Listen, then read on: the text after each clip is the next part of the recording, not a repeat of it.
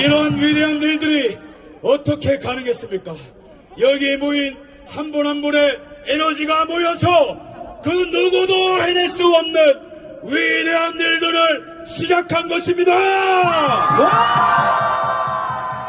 그 무엇보다도 가장 중심에 서서 싸운 분이 누구입니까? 윤석열 대통령이죠.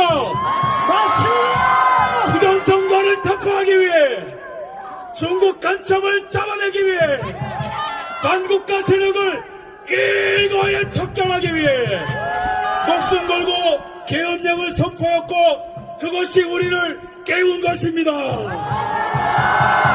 그런 의미에서 우리의 자유의 아이콘, 주권의 아이콘, 정의의 아이콘 윤석열 대통령을 연호를 할 것인데, 제가 윤석열 할 때마다 저와 동시에 외쳐주십시오. 알겠죠?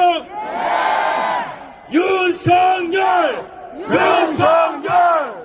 윤석열! 윤석열! 윤석열! 윤석열! 윤석열! 윤석열! 윤석열! 윤석열! 윤석열! 윤석열! 다섯 번 더! 윤석열! 윤석열!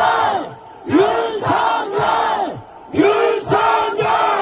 윤석열! 윤석열! 여러분 감사합니다. 이 외침이 분명히 윤석열 대통령에도 들릴 것입니다. 여러분, 하지만 여전히 저희는 만족을 모릅니다. 왜죠? 여전히 탄핵이 기각 안 됐기 때문이죠. 우리는 끝까지 싸울 것입니다. 우리는 이길 때까지 싸울 것입니다. 그렇다면 이 탄핵 사건, 물론 우리는 대통령 탄핵 기각을 위해서 싸워야 됩니다. 하지만 동시에 이 싸움의 두 번째 의미가 무엇입니까? 어떤 나라에서 살겠냐는 거예요. 여러분, 이재명의 대한민국 원하십니까? 아닙니다. 윤석열의 대한민국 원하십니까? 맞습니다. 여러분, 제가 현실 직시를 위해 팩트를 말씀드리겠습니다.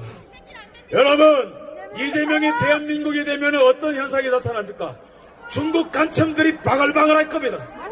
여러분, 전 세계에 중국의 선전을 위해서 흩어져 있는 공자학원이 전 세계에 흩어져 있는 거 아시죠?